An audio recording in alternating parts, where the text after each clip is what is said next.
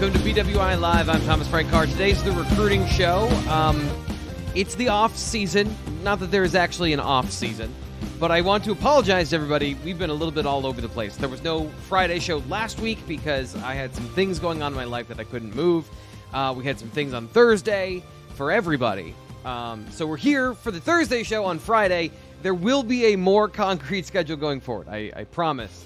So thank you to everybody who's been here for all the shows when they've gone live. Our breaking news has been all over the place. Like, we've been here a lot. It's just there hasn't been, I love a nice steady schedule so that everyone knows what's going on, but it is not the season for that. 'Tis the season, though, for breaking news. Ryan Snyder, recruiting insider and Penn State football coverage extraordinaire here with me. Sean Fitz is going to be joining us later because, things are happening. And when things are happening, Fitz, the bat signal goes up for him to go get information for us. So he's going to be joining us in just a little bit. But, Ryan, I want to get your thoughts to start out. Last night, it became official this morning, but last night, Manny Diaz becoming the head coach at Duke. Just generally your thoughts, and then we'll get into some of those questions that fans might have about how this impacts other stuff. So what do you think? Lots of things to think. I'll start with this. The timing stinks for Penn State. And one thing was really interesting to me compared to most searches that have taken place over the last 2 weeks is that Duke did not interview its finalists for the job until this week out in Las Vegas for the NFF convention. And that's very interesting for a lot of reasons. I don't really understand why they would wait. I don't know how many days it was before, preliminary interviews to those final ones in Vegas. But, obviously with the transfer portal and everything going on, I don't think there's any other schools doing that right now, put it that way. So the fact that this comes when it comes, I mean, Mike Elko left for Texas A&M almost 2 weeks ago now. And now here we are in a situation where Penn State has 12 days until the early signing period starts. Time will tell how much it impacts recruits. I don't expect it to impact a ton, but it possibly could. We'll see. And then obviously the most important thing is transfer portal right now. And, obviously wide receiver is an incredibly important position for Penn State in the portal, but they're certainly searching for defensive guys as well. So, the timing of Manny is, I think, the thing that really kind of hurts the most, as far as him going to Duke. Sean and I have had kind of this discussion throughout the week. Like, I think it's a good place for him just because, like, I don't think like this is a place he's trying to be at for 10 years. I think he's trying to do the Mike Elko thing, right? And he'll be there a couple of years, has a solid squad, and see if he can move up another level. But, the more I've researched it, though, too, Duke is losing quite a few of their prominent players this year, too. So that'll be interesting. And then you can talk always about, Duke's a basketball school, the resources that go to basketball compared to football and all those good things. But Sean, good for you to join us. Go ahead. I'll throw it to you. Hey man, it's a busy time of year, so the phone is always on. So I'm happy to be here, happy to talk about this. And unfortunately to talk about Manny Diaz leaving because he's been freaking awesome the last 2 years. I don't think you can understate the impact that he's had on this defense, and to be frank, the team as a whole, because this team has been a defensive team since he arrived. And just I'm gonna miss watching that defense. It was just so much fun. So I'm gonna be very curious to see what the next step is. It's a lot like when Joe Moorhead left for Mississippi State. Is this defense was so successful, you can't help but try to replicate it. Now, do you have the guy in house to replicate it? Do you need to go to find somebody that plays a style that's very similar to this? I'm very fascinated to see how this plays out, because this defense has been the stalwart, has been the constant for the last couple of years. And how do you bridge that gap? You're not going to change fronts. You're not going to, we talked about some guys who run an odd front. That's you have to stay with like what you started with, and that's right. This attacking ball hawking 4-3-ish, 4-3-ish, 4-2-5-ish, hybrid, if you will. 2.5. How about that? We're going to talk multiple on defense now. Is that what we're going to do? Yeah. That's it's going to be fascinating to see how James plays this. This is one that as the week crept on, word started shifting toward Duke, and I'm sure he's gotten prepared for that and started preparing to make a hire. And that's kind of what you have to do in this situation. Tip your hat, say good luck. I know when Duke came up, a lot of people scoffed at it, and I said, hey, it's not a bad job. Like, this is it's not an easy one. I'll tell you that. It's not an easy one, but it's going to be fascinating to see how he does that, because he's got to get a quarterback. He's got to get a lot of things in line, and that's going to be that's going to be a job. So all the best to Manny. Did a fantastic job while I was here. I'm sure he's got a lot of work ahead of him, and it's going to be interesting to see how Penn State handles this. Yeah, if you want any my thoughts on the situation, I probably went on too long yesterday on our breaking news of like, is this the stepping stone you want to step to get to ultimately the job that you want? It just seems like this is kind of a hard path to go forward, but we'll see. Ryan, you mentioned that this is bad timing.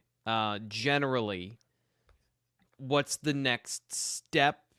Because we talked about getting Andy Koltelnicki in the building before the transfer portal opened and before this official visit weekend, which we're going to get to later in the show. Now you're replacing your defensive coordinator, very well thought of, highly respected. Seems like you planned for one, and James Franklin always has contingencies, but this seems like this has got to happen pretty quickly, I would imagine, right? Just to get all your ducks in a row and make sure that you can go get those corners and that you can tell everyone this is the plan going forward and how you sell, the transfer portal and all of those things. Ideally, yeah. Ideally, you try and get it done as quickly as you can. But I think it's just a lot easier said than done, considering all the hires that have been made over the last, whatever it is, 2 weeks or so now. So is he going to go outside? Is he going to promote from within? There's just so many variables and questions there. And, only time will really tell. But he's got 12 days until the early signing period. And, as we said, we're already a week into the portal and the dead period. What's the dead period start, Sean? Is it like December 18th, 16th, 17th, somewhere in there? Wherever the end of the final visit weekend. I think they go quiet on Sunday and then they go dead after. Yeah, that. so if it's the 20th, it would be 19, 18, 17, something like that. But I don't know. Anyway, you got 9 days basically to try and get transfer portal guys in here. And, obviously, there are, like, again, we understand wide receiver is probably the most important position. Offensive line, they'll always try and add quality guys that they can. Same with defensive line. But, for the time being, it's just kind of hard, I think, to maybe harder than it should have been, when it comes to attracting defensive players. So, Fitz, I want a list of potential candidates. Just kidding. Buddy. I see people mentioning Jim Leonard in here. Yes. We're contractually obligated. Every media member is contractually obligated to add Jim Leonard to a hot board. Like that's how it works. I'm sorry. That's just our hands are tied here. The one I will ask, and this is the one that is very popular among Penn State fans, Anthony Poindexter, excellent coach. Ryan asks the question that I think, is Dex ready? Is that because I think here's my question to set this up. The special sauce, the secret ingredient is Manny Diaz, like him and his defense. If you try to replicate that with Anthony Poindexter, that feels like setting Anthony Poindexter up for maybe some disappointing results. If Anthony Poindexter were the candidate and the coach, do you think his defense would look the same, similar, or would he do something different? Because I feel like he's been under a bunch of different coordinators. So if it's like, I feel like that's kind of one of those questions that is a little unfair to Anthony Poindexter. Okay, now do the same. Just go do that. Do you think that, those are unfair expectations for him? I already used my Moorhead reference because everything you just said about that could be taken back in time to 2018 or 2017. And you could say the same thing for Ricky Ronnie. And that's the point that they're at. And I'm very curious because I think Dex is capable. I don't know if that's the direction James wants to go. You're talking about $1.5 million for a coordinator here. Like that is some big time money to bring in some big time ideas, to bring in a big time guy. So you're looking at a situation where the board is clear. Like for the most part, the board is clear. And somebody mentioned Danton Lindler here. He's going to make, I think, $2 million at USC. So maybe the board doesn't include Danton Lynn, but I think you have the ability to shop big. The last time around they did that with Manny Diaz and they were able to find it. And even though there were some really, really good defensive coaches on the staff, it's a very good question to have. So I think that'll be an option. I think there's guys that have worked in and around Franklin's staff that are options, but I also think that this is much more wide open than we probably would give it credit for in the start, because you gotta find a hybrid here. It looks like you're not going to be the guy. Like that was the thing. Joe had his offense and his offense was good, but what made Joe's offense special was the way that he could adapt it in his mind to make the adjustments that he needed to make. Dex can't make Manny's adjustments.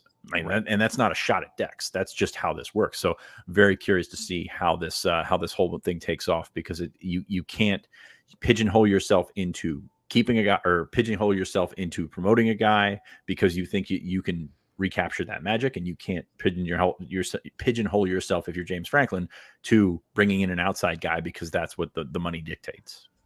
One of the best things that Penn State can do is have all of their very talented players take a step forward and make the transition from a talent perspective easy.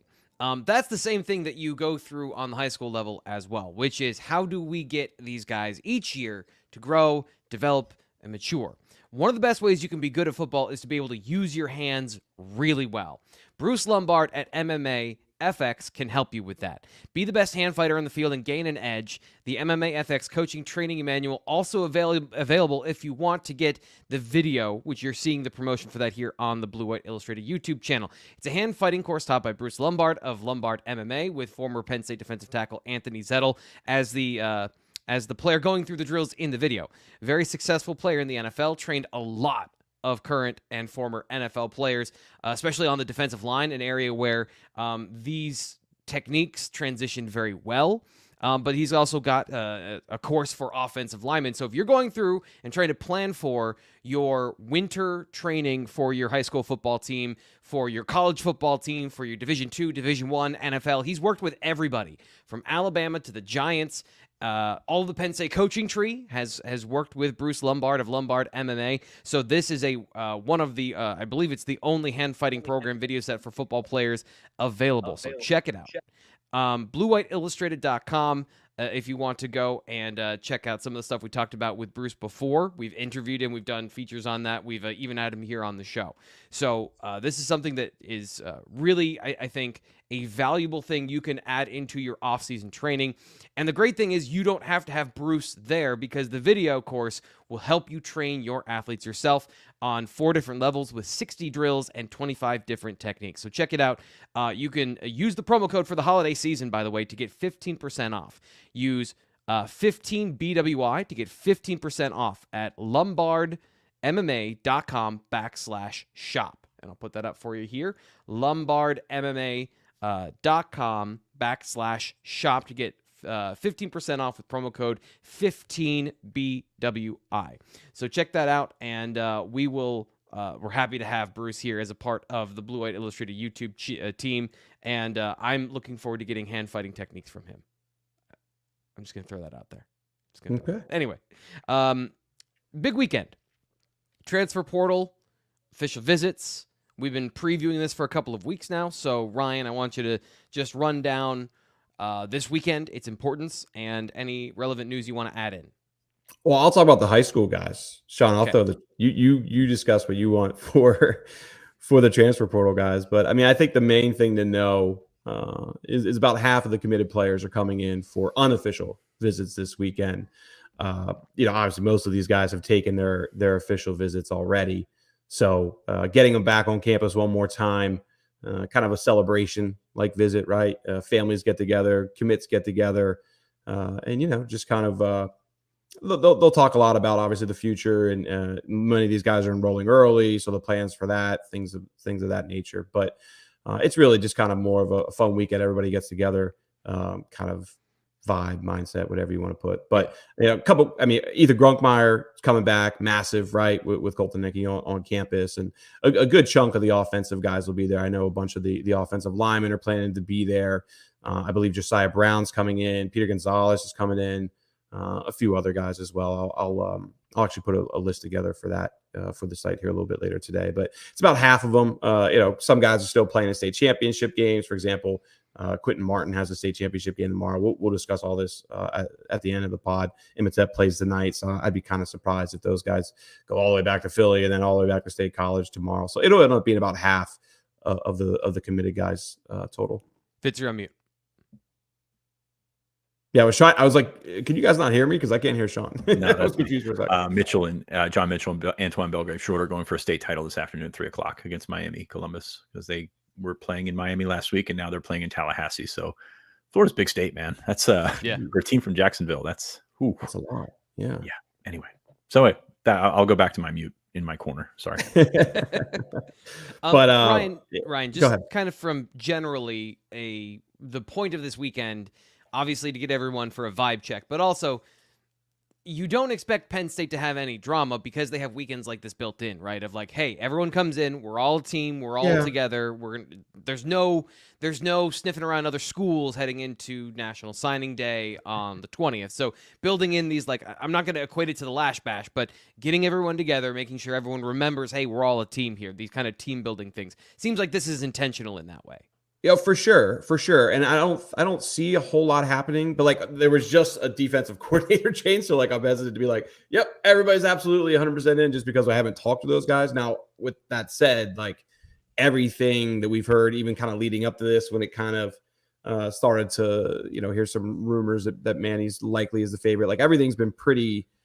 There doesn't seem to be a whole lot of concern there. So that's good. But yeah, my point this is like they've done this every year. And then, you see a Conrad Hussey jip out and stuff like that too. Now, again, not everybody's going to even be here this weekend. Guys like Garrett Sexton, for example, he's up in Wisconsin. He's not coming down this weekend. And, there's a few others, that won't make a long trip. Obviously, the Florida guys are playing tonight as well. But yeah, I mean, I don't know. I'm hesitant to be like, absolutely, there's nothing going to happen just because of this coordinator thing. But it feels my point but being, but Thomas Frank planted the seed on that one. So Tyreek Smith, sorry, I called him Tyreek. I was making a point. I didn't mean to call you Tyreek, but Tyreek Smith, Andrew Pritz, Conrad Hussey. Yeah, things can happen, but this group seems pretty solid in terms of what we're looking at. You want to knock on wood because it is a week until, and you never know what can happen with NIL and promises and everything like that. But like this group has almost remarkably stayed together. Like, I don't know if that makes sense. It's been sort of bucked the trend for the last couple of years. And again, find the biggest piece of wood that you can find and knock on that, because that's how it always treats us during this time of year. But yeah, Penn State's done a really nice job of keeping everybody in the loop. I apologize. Keeping everybody in the loop. And I think that the one thing I'll add too, sorry, Sean, I cut you off. Like, I think LJ, geez, we can't talk today. AJ Belgrave Shorter, I think he's the only one who took a visit to any other school throughout the season, right? I think, remember, he went to Florida. He doesn't even hold a Florida offer, but he went to a Florida game. But that's the only visit that we even know about of a player that's committed, even like stopping out just to see a game elsewhere. So like my point just with that is like, it's been really solid for months. Like we're going back to July, August, AJ takes a visit in September, October, but like other than that, we haven't even like heard of a guy just, going to a game with his buddies or anything like that, which, usually we get a little bit more of that. So and that's a positive for Penn State, of course. Yeah. Fitz, do you want to dig into some of the transfer portal news? Because Penn State fans are ravenous for Penn State portal news. And before you do that, I do want to say there's plenty of it, and we've got it covered. You got to go get it, though. We're not always going to bring everything to you here on the YouTube channel. We'll bring discussion and conversation, and I'll ask stupid questions, and they'll answer kindly. But if you want the real information, $1 for 2 months over at BlueWhiteIllustrated.com. Use promo code PSU1 to get in on the action. Promo code PSU1. You actually get 2 months instead of 1 month for $1. So you get a little extra love because we love you here on the YouTube channel. And you guys are here all the time. Fitz, what do you want to talk about with the portal?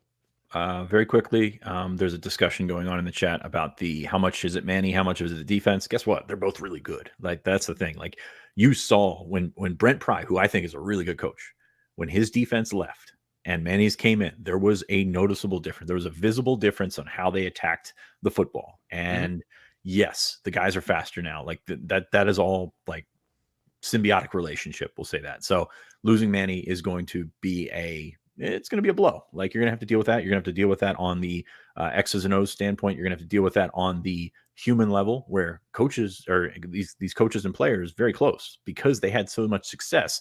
It makes it easier to like people. Like, I don't know if you've ever been to a message board before. It's kind of how it works. But it's a situation where you're going to have to work through that and work through the human relationship and element of it. And yes, just tip your hat to Manny and say he did a heck of a job.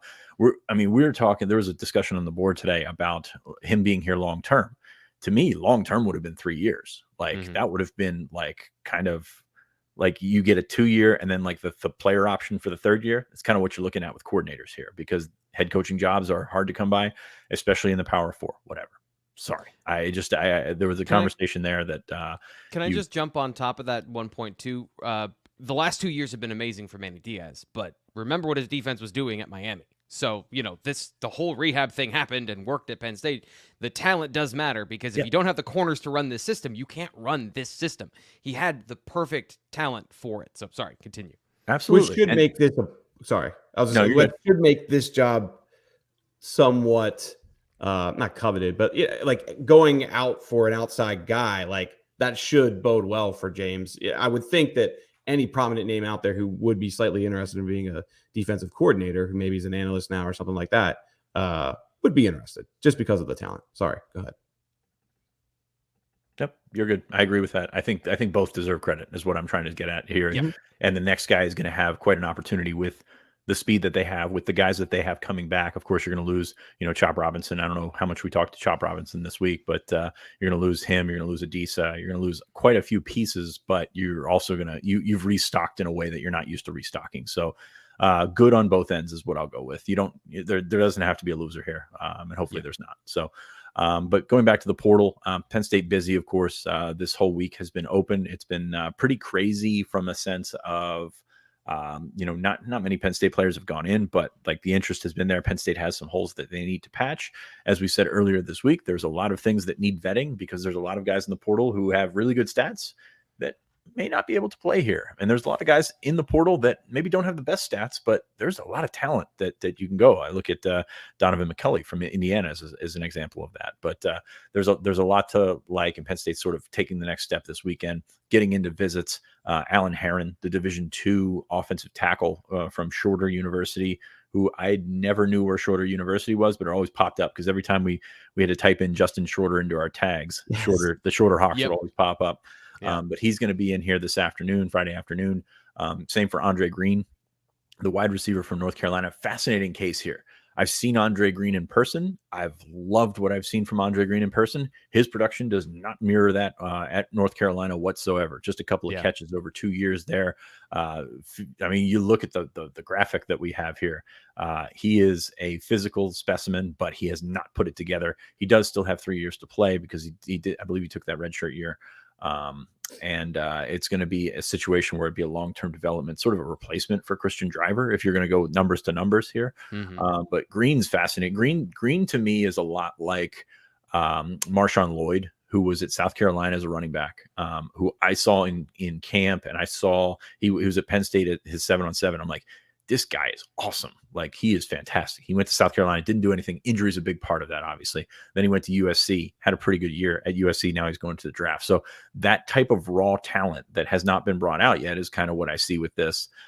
But if you're Penn State, you got to have questions. You got to have questions about, why is his production so low? Why could he not break through on a North Carolina team that's good and has a really, really good quarterback who has spread the ball around? And I mean, there's plenty of questions there.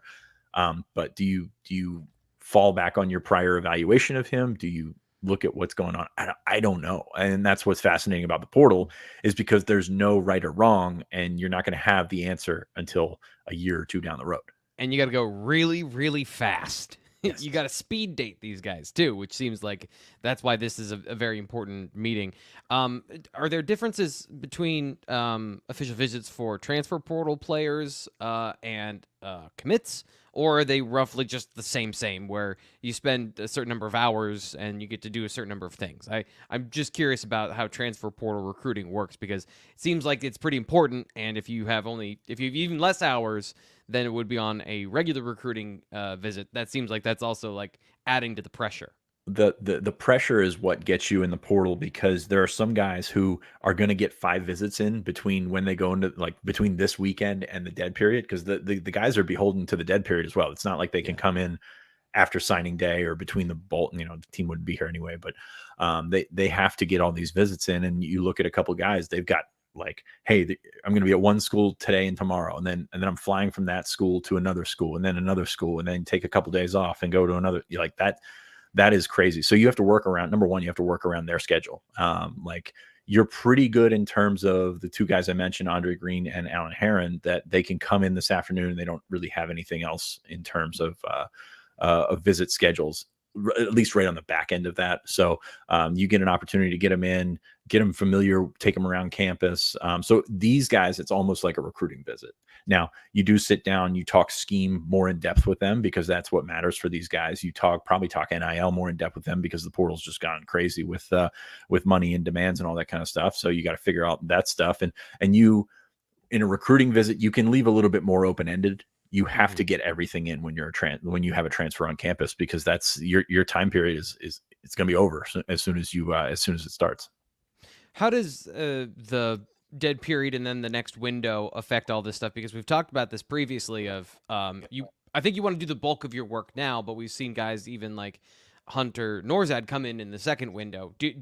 The timing is always, you talk about timing this week with Manny Diaz and him leaving, timing of getting certain guys into the building is also very critical. We saw that at the receiver room this year. So do you place emphasis on guys that are here right now in the portal window, or do you, if you don't find what you like, do you then say, okay, we have another bite of the apple later? Because it seems like that's getting the right guy is important, bringing in the right players, but also the gamble of time, losing time as you go on. Yeah, that's a gamble right there that you have to figure out how big your need is, and like how much do you think, because you got to project here. You got to project, are there guys that are going to go in after their respective bowl games? Are there guys that you've heard that may be going in after the spring or something like that? And as we saw this year with Dante Cephas, being here for the spring is huge. Like it's absolutely, you can't ignore how big of an adjustment that was.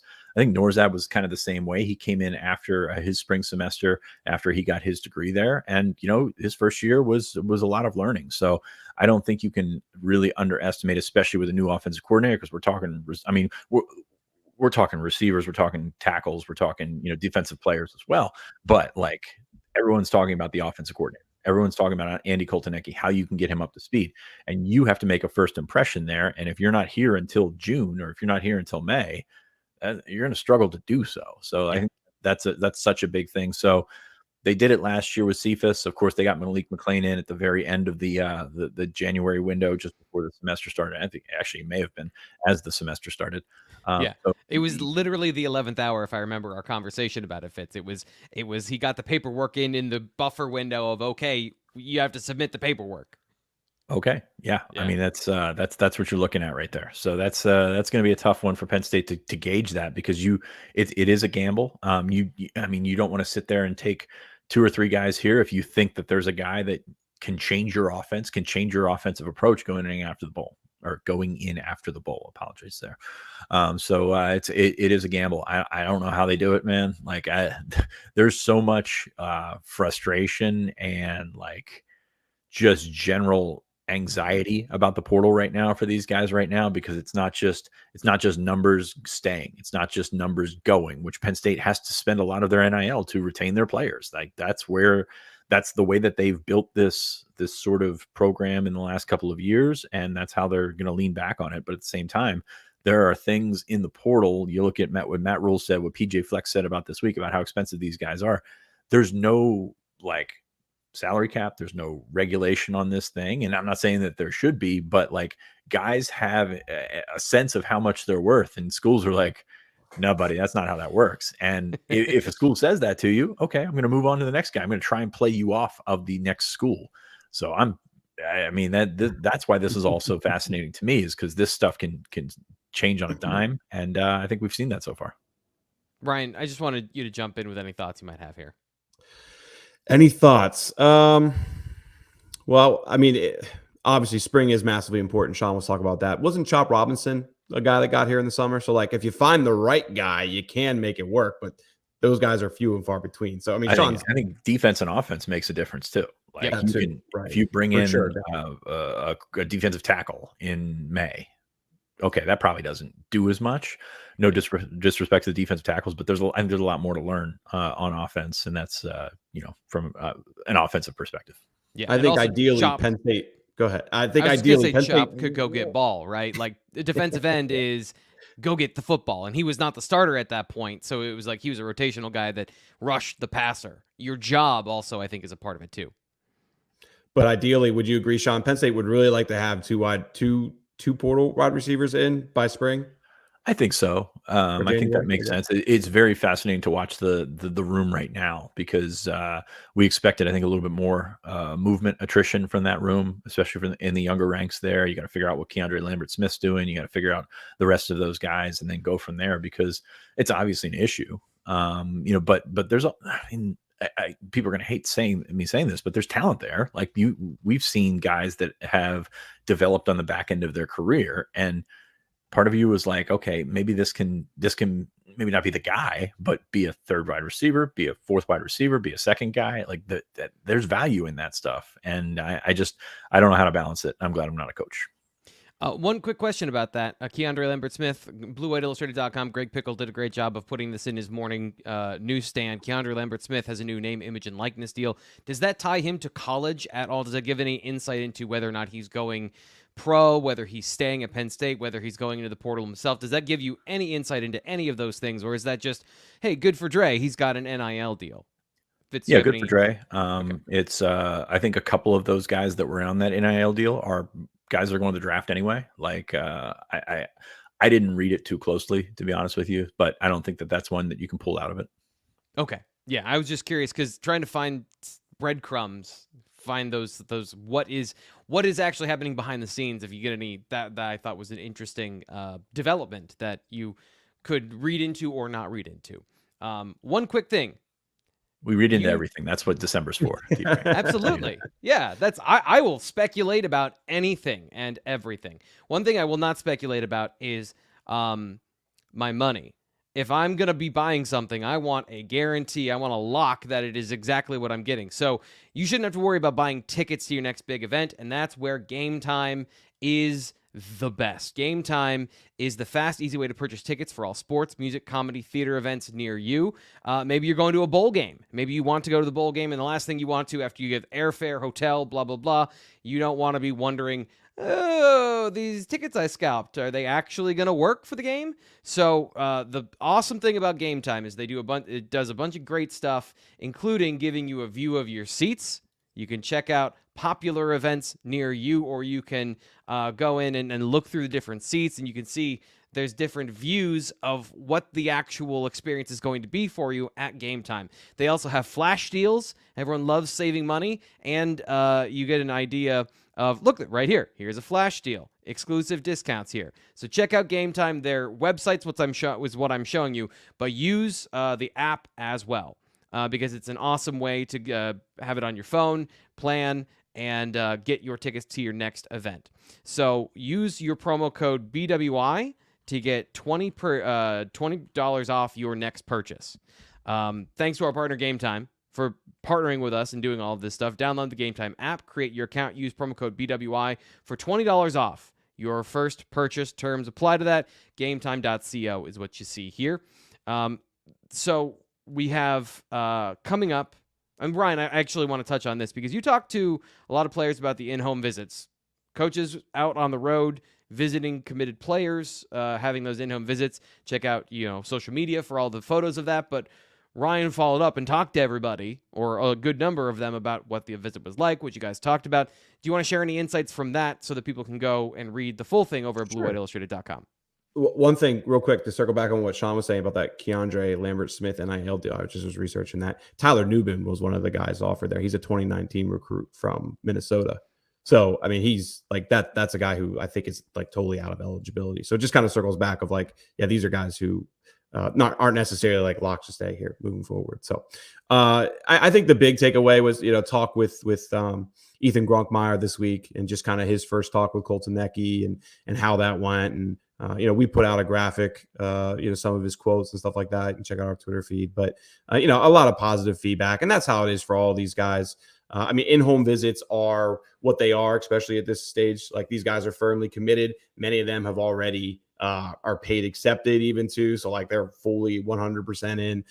It's really an opportunity for Franklin and an assistant coach to come eat dinner with the fam, hang out. A lot of guys, there's so many guys in this class enrolling early. A popular topic is, of course, just how that transition is going to work. I don't think they've worked out like who's rooming with who and things like that yet. That'll get sorted out here in the coming weeks. But, just what to prepare for, things like that. But, with Gronkmeyer, a lot of it was just, his positive feedback from Koltanecki. I know Koltanecki called a majority of the guys on Sunday. Grunk was actually one of the few. It was like one of the first ones he called Saturday when he just got on campus. And, that was a real positive conversation. He seemed to be really excited about the different ways he was explaining, he can use Grunk in the years ahead. So go ahead.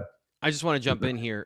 Something we were talking about on the message board earlier this week is how does Ethan Grunkmeyer fit into Koltanecki's offense, and checking out the offense and checking out Grunkmeyer's skills, very good. That is a very good fit for Penn State. So sorry, Nice. I just wanted to drop that in if you want to go check out some of that conversation. Garrett, I had a good talk with Garrett Sexton too. I didn't know, and this isn't like that important or anything, but Garrett Sexton, one of his first offers was from Kansas, and just kind of researching that and learning more about that. He actually had a conversation or two with Koltanecki back in the day. Now, as he got more offers and all that, I think his interest in Kansas kind of waned a little bit, but they did talk, earlier in the recruiting process. I actually learned too that his high school offensive line coach worked with Koltanecki at Wisconsin Whitewater, I believe it is, back in the day. So there's a little bit of relationship there, but caught up with Josiah Brown too, just kind of mainly that was a lot about his injury status and how things are going. And he's only, I think 6-7 weeks removed from surgery. So of course he had an ACL tear. So that's going to take some time. And, don't expect to see him much in year one as he, really focuses on rehab. But again, in-home visits are kind of what they are at this point. They're important. They're a lot more important for uncommitted guys. when you have 25 guys firmly committed, and much of your focus is going towards a transfer portal right now. There's not like these big things big things that you learn. Those are really more so for the uncommitted guys, and of course Penn State's not really going after any of them at the moment. Fitz, what are your thoughts on just generally how things have gone with the integration of Koltanecki? While we're here, I know I asked you that previously, but the fits and everything kind of seem like they're coming together pretty quickly on the offensive side of the ball. Yeah, I think when you look at what he's been able to do and what Penn State has done, it's not a huge departure. Like he's not coming in and changing the offense. So the personnel is going to work out. Like the personnel that they have committed, the guys that they're going after, it's not going to change the board all that much. Maybe it opens you up in the Midwest a little bit more, but I don't think that's a situation that is going to make a big difference, to be honest with you. The way, as hard as it is to get to State College. So I don't think it changes all that much. I think you get in there and you tell them like how respected, because he's not a big name coordinator. Like he's not like coming from Kansas. Okay, that's going to be I don't want to say check against you, but like he's not going to be a guy that like Yurcich when he came in. A lot of people knew the name. Like a lot of those guys that you throw out names and stuff like that. A lot of those guys know him. Lance Leipold's right-hand man calling the offense is not going to be a guy that like moves the needle. Now, football people, they'll tell you differently, but like that's not the perception. His name is not active on Twitter. His name is not a guy that pops up for every job. So I think that's going to be something to get across, and eventually you're going to have to put points on the board. And that's the way to make it all go away and the way to make it all better. But I don't think there's going to be a huge departure for Penn State in terms of the type of guys that they recruit, the guys that they have been going after, especially with where they're at in the region. Yeah, for sure. I mean, when your two previous stops were Ohio State and Texas, different than Buffalo and Kansas. So from a perception standpoint, I think that's spot on. Last thing we got here for the show today, Ryan. I know you've been following this specifically.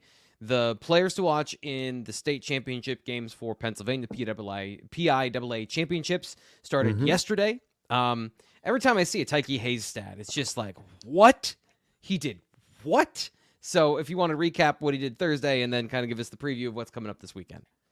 Yeah, yesterday's games were both massive blowouts, really. For being honest, I was a little disappointed. I was hoping for at least one of those games to be a little more competitive. But, first 1A game, Matt Sieg, 2026 prospect that Penn State's offered, had an incredible season. But you could tell right off the bat, playing against Steel High, that Fort Cherry just didn't have the size, really, and that really limited Matt Sieg yesterday. He still had 153 yards, right, which was pretty good for a quarterback running. I mean, that's what really their whole offense has been, really, just kind of get Sieg the ball and 10 guys block for him. But yeah, that was an absolute blowout. I forget what was it, like 40 to, I forget what it was. 42-8, I want to say. Pretty big blowout in that 1A game. But we did get to see Tyke Hayes last night. Real fun to watch. One thing I really kind of digging more and talking to people out quick is like they rested Tyke a lot this year. Like he really, in the regular season, if you look at what his stats were in the regular season, I wish I would have put this together before we did this, and then compared to what he did in the playoffs, like he's almost like doubled his stats in half the games, which just kind of, they really rested him a lot. But 18 carries last night, 222 yards, 3 touchdowns. Everybody was kind of hoping for that McDevitt-Aliquippa rematch. And of course, McDevitt lost to Dallas the week before. And, you could just, this is another one where you could see right off the bat that just Aliquippa had the athletes and the size that Dallas couldn't match. I mean, that game was even more of a blowout, 60-14. So yeah, we had it out in the third quarter for that one. But Tyke, great showing, great season. The more I learn there, the more I think he's a player whose stock is rising at the moment. So 2 more games today then. Westinghouse versus Southern Columbia starts here in about 2 hours. Kyshawn Robinson, 2026 prospect, keep an eye on. We'll see where things progress. He's at 19 offers now. Penn State offered in the summer, and he's been on campus twice now. So I think he's going to be a safety. He's playing a little more corner right now, and this will be my first chance to look at him. And then, of course, tonight you got Imhotep and everybody who's on that squad. Obviously, Kenny Wellesley, Tyseer Denmark, and a bunch of younger guys to keep an eye on. They'll be taking on Peters Township. So we'll see. I'm hoping one of these 2 games today is a little more competitive than what we got yesterday. And then, of course, tomorrow we got Quentin Martin going for a back-to-back state championships with Bell Vernon. We'll see. They're playing against Northwestern Lehigh or something like that. Another team that doesn't really get there too regularly. So I don't know. A lot of variety this year. Yeah. Yeah. That's really cool. It's great. But I don't know. Prep.